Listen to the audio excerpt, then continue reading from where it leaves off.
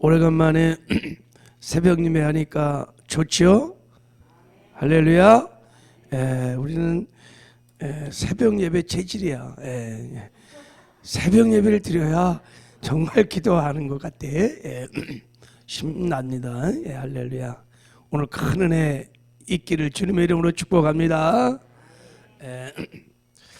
큐팀 본문이 요한계시록이에요. 이제 한동안 우리 요한계시록을 상고할 텐데, 계시록 2장 3장에 소아시아 7교회를 하나님이 칭찬하고 책망하는 말씀이 나와 있습니다. 오늘은 그 마지막 이제 라오디아 교회에 대한 말씀입니다.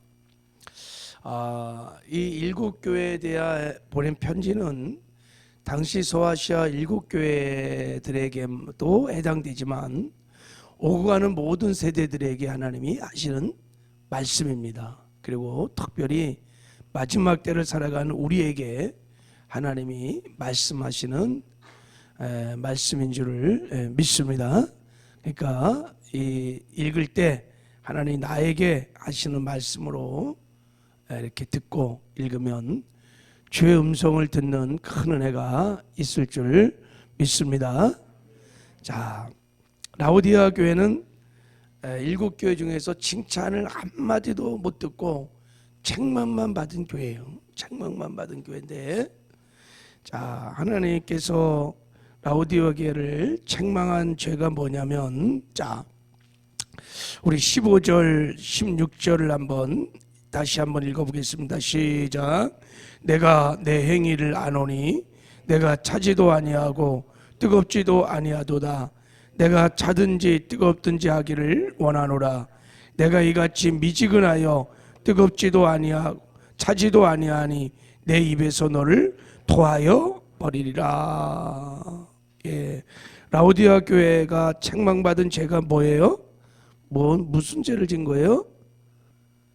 차지도 않고 뜨겁지도 않고 미지근한 거예요. 미지근해서. 그래서 하나님이 토해버리겠다는 거예요. 그러니까 미지근한 신앙을 하나님이 싫어하는 거예요. 신앙이 미지근해. 이게 라오디아 교회가 받은 책망이었습니다. 신앙이 차지도 않고 덥지도 않고 미지근하단 말이죠. 이런 신앙이 어떤 신앙입니까? 왜 하나님은 이런 신앙을 싫어하시는 걸까요? 책망할까요? 여러분, 뜨거운 물이 왜 미지근한 물이 되었어요? 식어서 그런 거예요. 식어서. 그러니까 신앙의 열정이 다 사라진 거예요. 막 주님을 간절히 찾고 은혜를 사모하는 그 사모하는 마음이, 갈망들이 다 사라진 거예요. 관심이 없어. 기도의 열정들, 예배드림의 기쁨 열정들, 전도의 열정들, 은혜를 사모하며 새벽에 나와서 기도하고 철회 때도 막 기도하고 더 은혜가 막 사모돼서 산에 가서도 막 기도하고, 이런 은혜를 사모하는 마음들이 다 사라진 거예요. 예배를 드려도 기대함이 없어. 그냥 형식적으로 종교적으로 다 그냥 그렇게 드리는 거예요. 관심이 없어요. 여러분, 하나님 나라의 좋은 것들은 사모함으로 얻는 줄 믿습니다.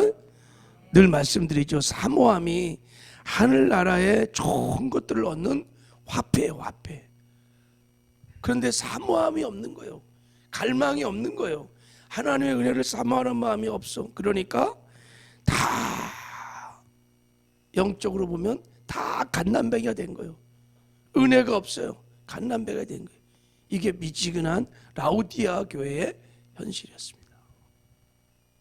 마지막 때가 되면 사람들이 마음에 하나님을 찾고 갈망하는 이런 사모하는 마음이 점점 사라진다고 그래요. 그래서 육적으로는 부여할지 모르지만 영적으로는 공고하고 가련하고 가난하고, 사모를 해야, 예배를 드려야, 기도를 해야 은혜도 받고 그럴 텐데 사모함이 없으니 하나님을 찾지도 않는 거예요. 이게 라오디아 교회의 문제였습니다. 또 이 미지근한 신앙은 정체성이 분명하지 않는 것입니다. 주일날은 교인인데 월요일부터 토일은 그냥 세상에 빠져서 세상 사람과 똑같이 지내는 거예요. 똑같이 지내는 거예요. 세상과 타협해서 그냥 사는 거예요. 저 사람이 예수를 믿는 사람인지 아닌지 도무지 분별이 안 돼. 세상과 그냥 섞여서. 이런 걸 여러분 박쥐신앙이라고 그러는 거예요. 들어보셨죠? 박쥐가 새와 짐승이 전쟁이 터졌을 때 새들이 막 이기면 날개를 쫙 펴갖고 나는 새다.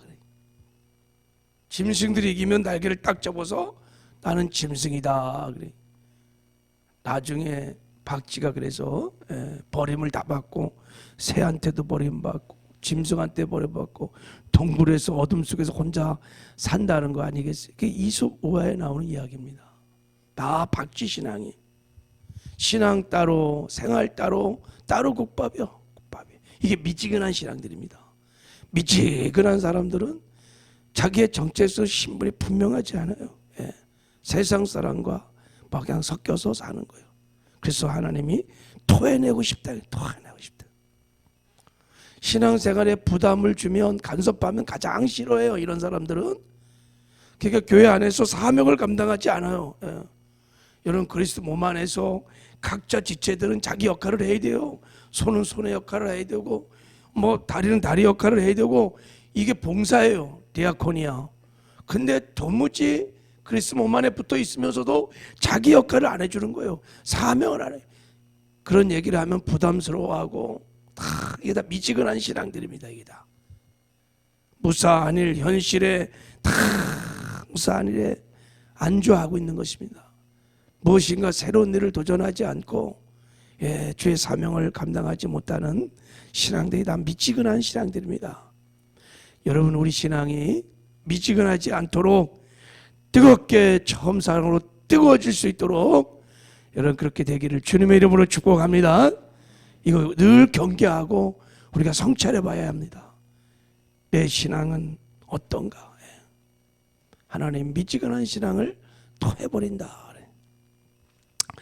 왜 라오디아 교회가 이렇게 미지근한 신앙으로 그 뜨거웠던 신앙이 타락했을까? 이렇게 미지근하게 다 타락했을까? 그 이유가 뭘까? 자, 그 이유를 밝힙니다. 자, 17절을 봐봐요. 17절. 자, 우리 한번 읽겠습니다. 시작. 내가 말하기를 나는 부자라 부요하여 부족한 것이 없다 하나 내 권고한 것과 가련한 것과 가난한 것과 눈먼 것과 벌거벗은 것을 알지 못하는 도다 그랬어요. 그들이 스스로 말하길 나는 부자라 부요하여 부족한 것이 없다 그랬어요. 여러분 미지근한 물이 왜 생기냐면 뜨거운 물과 찬물이 섞이면 미지근해지는 거예요. 섞이면 미지근해지는 거예요. 라오디아 교회들은요 다 섞였어. 뭐하고 섞였을까요? 세상과 돈하고 섞인 거예요. 물질하고 섞인 거예요. 이들은 스스로 부자라 그랬어요. 진짜 부자였습니다. 라오디아 교회는요, 라오디아 이 지방은 굉장히 무역의 도시로 상업의 도시로 부자들이 많았어요. 성도들이 돈이 많았어요. 실제로 부자가 많았어요. 그러니까 물질주의가 팽배해갖고 많은 사람이 만몬신을 섬기는 거예요. 만몬신에 다 미혹이 되어서 물질과 하나님을 동시에 섬기려고 한 거예요. 그러니까 하나님만 섬기는 게 아니에요. 돈도 섬기는 거예요.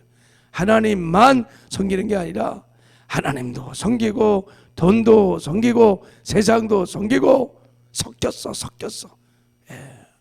그러면 신앙이 타락합니다. 만몬의 영향을 다 미쳐서 돈이 있어야 뭐든지 할 수 있고 돈 없으면 아무것도 할 수 없고 돈이 신인 거예요. 입술로는 하나님이 전지전능한 하나님이라고 고백하지만 실제 그들의 삶의 뚜껑을 열어보면 돈이 모든 걸 다 결정하는 거예요.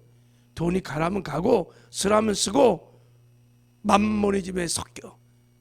그래서 신앙이 미지근해졌다고 지금 말하는 겁니다. 이걸 여러분 세속화라고 하는 것입니다. 마지막 때가 되면 교회들이 다 세속화되어서 하나님보다 세상을 더 사랑하고 하나님보다 돈을 더 의지하고 그들의 삶의 기반이 하나님이 아니에요. 돈이 기반이에요. 돈이 있어야 안정감을 얻고 만족하고 행복하다고 생각해요. 그냥 신앙은 그냥 악세사리처럼 하나님도 그냥 섬기는 거예요. 실제 그들을 움직이는 것은 돈이에요. 이게 미지근한 신앙의 뿌리입니다. 다 만몬실에 다 영향권 안에 들어와 있는 거예요. 요즘 어떻습니까, 여러분? 네. 많은 교회들이, 성도들이 마지막 때가 되면 주님이 예언한 대로 굉장히 교회들도 세속화되었습니다. 그래서 다 신앙이 미지근한 거예요. 그 뜨거운 열정, 그 사모한 마음들이 그게 다 사라지는 거예요. 하나님 없어도, 하나님의 은혜 없어도 살 수 있어. 돈만 있으면 이게 미지근한 신앙입니다. 우리가 분별하여 대적해야 될 줄을 믿습니다. 이게 참 무서운 겁니다. 마지막 때 이제. 그래서 인자가 올 때 믿음을 보겠느냐? 다 세상에 빠져서 믿음이 없다는 거예요. 이들이 미지근한 신앙에 빠졌던 이유 중에 또 하나는 여러분, 자기들은 부자라고 하고 부족함이 없다고 그래. 근데 하나님 보시기에, 예수님 보기에는 공고하고 가련하고 가난하고 벌거벗었어요. 눈 멀었어요. 그러니까 영적인 엄청난 지금 착각에 빠진 거예요. 착각에 빠졌어요. 자기들은 신앙에 문제가 없어. 근데 하나님 보시기에는 너무 갓난뱅이들이야. 지금 너무 다 영적 소경들이야. 벌거벗어갖고 너무 부끄러워. 신랑 오실, 예수님 오실 때 그 신랑을 맞이할 사람이 아무도 없어. 신부가 다 타락해갖고 벌거벗었어요 지금. 근데 자기들은 정작 모른다는 거예요. 이게 지금이에요. 영적인 착각에 빠진 거예요. 여러분, 이것을 교만이라는 거예요. 사람이 교만하면요, 교만 자체는 속이는 능력이 있어서 분별이 잘 안 됩니다. 당시 예수님 당시 서기관이나 바리새인들, 사두개인들은요 정말 하나님 잘 섬긴다고 생각했어요. 자기들이 최고라고 생각했어요. 하나님 가장 사랑한다고 생각했어요. 예배도 가장 잘 든다고 생각했어요. 근데 예수님이 보시기에는 그들은 회칠한 무덤인 거예요. 겉과 속이 다른 위선자투성이고. 왜 그랬을까요? 교만해서 그래요. 내가 인생에 내 주인 돼갖고 하나님 무시하고 자기 멋대로 사는 거예요. 라오디아 교인들이 다 그랬습니다. 사람이 교만하면요 영적 착각에 빠져서 자기 자신을 바로 보지 못합니다. 그래서 무서운 것은 뭐냐면, 교만하면요, 이런 착각에 빠지면요 회개를 못한다는 거예요. 회개가 안 된다는 거예요. 그래서 결국은 멸망을 당하는 거예요. 이게 참 무서운 겁니다. 교만은요 회개가 안 돼요. 자기를 직시를 해야 회개도 하고 그러는데, 나는 부자고 부족함이 없고 잘한다고 생각하니까 무슨 회개가 안 되는 거예요. 하나님의 음성이 안 들려요. 하나님의 말씀이 들려지지가 않는 것입니다. 무서운 착각에 빠져. 그래서 하나님이 토해낸 날. 그래서 말씀하십니다. 19절에 보면, 물은 내가 사랑하는 자를 책망하여 징계하노니 그러면 내가 열심을 내라 회개하라고 외칩니다. 그냥 두면 죽어야 다 멸망을 나가는 거예요. 그래서 미지근한 시장에서 벗어나는 길을, 처방전을 주님이 말씀을 하십니다. 자, 우리 한번 18절을 읽어보겠습니다. 18절 시작. 내가 너를 권하노니 내게서 불로 연단한 금을 사서 부유하게 하고 흰옷을 사서 입어 벌거벗은 수치를 보이지 않게 하고 안약을 사서 눈에 발라 보게 하라. 아주 구체적으로 미지근한 신앙을 벗어날 수 있는 길을 제시합니다. 첫 번째 보면 불로 연단한 금을 사서 부유하게 하라는 것입니다.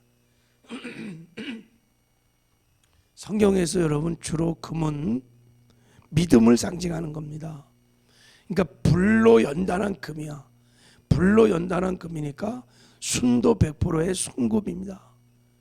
그러니까 이런 믿음은 순도 100%의 산 믿음을 말하는 거예요. 변함이 없는 행함이 있는 산 믿음을 가지라는 거예요. 그래서 영적으로 부요하라는 것입니다. 순도 100%의 행함이 있는 산 믿음을 가지면 여러분 물질과 하나님을 동시에 섬기지 않아요. 하나님만 사랑하고 하나님만 의지하고 우상이 없는 삶을 살게 되는 줄 믿습니다. 박쥐 같은 인생, 박쥐 같은 그런 신앙생활 하지 않아요. 분명합니다. 순도 100%의 산 믿음을 가진 사람은 자기를 분명하게 정체성을 밝히고 나는 크리스찬입니다. 나는 하나님의 사람입니다. 세상과 타협하지 않습니다. 세상을 따라가지 않습니다. 주님이 정말 보고 싶었던 마지막 때 믿음이 이 믿음의 순도 100%의 정말 행함이 따르는 산 믿음, 신앙의 고백과 삶이 일치하는 믿음, 세상에 영향을 미치는 믿음, 야 정말 크리스찬이구나, 이 믿음을 가지라는 것입니다. 이 믿음이 저와 여러분의 믿음이 되기를 주님의 이름으로 축복합니다. 그리고 흰옷을 사서 입어 벌거벗은 수치를 보이지 않게 하라 그랬어요. 흰옷을 사서, 이게 예수 그리스도를 우리가 믿을 때 주의 보혈로 우리에게 입혀주신 의의 옷을 말합니다. 의의 옷을 입으라는 거예요. 그리고 의의 옷을 입은 다음에 죄와 구별된 거룩한 삶을 살 때 입혀주시는 거룩의 옷을 말합니다. 한마디로 말하면 거룩한 삶을 살아가는 것입니다. 죄와 구별된 거룩한 삶을 살아가는 거예요. 그 수치를 다 가리라는 것입니다. 여러분, 우리가 거룩함이 없이는 하나님을 볼 수 없습니다. 거룩의 옷으로 단장하지 않고는 다시 오실 신랑 되신 예수님을 맞이할 수 없습니다. 거룩이 너무 중요한 거예요. 근데 마지막 때가 되면 신보인 교회들이 의의 옷조차 잃어버려요. 거룩함은 뭐 두말할 것도 없고 의의 속옷조차도 계시록에 보면 더럽혀졌다는 거예요. 야, 그만큼 사람들이 타락을 한 것입니다. 여러분, 우리가 성령 충만하여 성령에 사로잡혀서 우리가 죄와 구별된 거룩한 삶을 살아야 될 줄을 믿습니다. 이게 신랑 되신 예수님을 맞이할 준비하는 겁니다. 교회가 거룩을 이루려면요 끝장난 거예요. 거룩이 성도들의 능력인 것입니다. 말씀을 묵상하면서 어저께 제가 참 안타까운 마음이 저 자신을 바라볼 때도 그렇고 성도들을 바라볼 때도 그렇고, 우리의 의의 옷은 얼마나 깨끗할까? 우리는 얼마나 거룩함에 의의 옷을 입고 있을까? 지금 주님이 신랑 되신 예수님 오시면 우리가 거룩한 옷으로 신부단장하고 주님을 정말 맞이할 수 있을까? 준비되었을까? 돌이켜 회개하고 우리가 거룩함을 회복해야 될 줄을 믿습니다. 그리고 한 가지 더 말씀하셨어요. 안약을 사서 눈을 발라 보게 하라 그랬어요. 영의 눈을 뜨라는 것입니다. 믿음의 눈을 뜨라는 것입니다. 다 라오디아 교회들이 돈에 다 눈이 멀었어요. 세상에 다 눈이 멀었어요. 욕심에 다 눈이 멀었어요. 그래서 안 보이는 거예요. 천국이 안 보여요. 영원한 세계들이 안 보이는 거예요. 안약을 사서 눈을 봐라. 영의 눈을 뜨라는 거예요. 주님 바라보라는 것입니다. 천국을 바라보라는 것입니다. 어떻게 눈이 떠집니까, 여러분? 어떻게 눈이 떠집니까? 성경은 여호와의 말씀을 순결하여 눈을 밝게 하는도다 그랬어요. 우리가 말씀을 읽고 묵상하고 말씀을 지켜 행하고 의의 삶을 살 때 눈이 열리는 거예요. 할렐루야. 눈이 열리기를 하나님은 원하시는 거예요. 이렇게 하나님께서 라오디아 교회를 징계하는 이유가, 자 19절에 보면요, 한번 19절도 한번 읽어보겠어요. 시작. 물은 내가 사랑하는 자를 책망하여 징계하노니 그러므로 내가 열심을 내게 내라 회개하라 그랬어요. 사랑하기 때문에 라오디아 교회를, 저와 여러분을 하나님이 사랑하기 때문에 책망하고 징계하고 있는 것입니다. 할렐루야. 사랑하지 않으면요 하나님이 징계하지도 않아요. 이런 메시지를 이 새벽에 못하고 전합니까? 부담스럽게. 사랑하시니까. 남의 자식이 잘못되면 뭐 가서 책망하고 징계합니까? 안 해요. 내 새끼니까, 내 새끼가 잘못되니까, 죽어가니까 아프지만 때리는 거예요. 징계하고 책망하고, 너희들의 미진한 신앙을 회개하기를 원한다고 책망하시는 거예요. 우리를 사랑하시는 이 하나님의 마음을 우리가 깊이 헤아리는 은혜가 있기를 주님의 이름으로 축복합니다. 그리고 마지막으로 이런 말씀을 하셨어요. 자, 라오디아 교회가 근본적으로 그들이 타락했던 원인을 이렇게 밝힙니다. 20절 한번 읽어보겠어요. 시작. 볼지어다 내가 문 밖에 서서 두드리노니 누구든지 내 음성을 듣고 문을 열면 내가 그에게로 들어가 그와 더불어 먹고 그는 나와 더불어 먹으리라 그랬어요. 라오디아 교회의 궁극적인 문제는 뭐냐면 예수님을 밖에 세운 거예요. 예수님을 주인으로 영접하지 않은 거예요.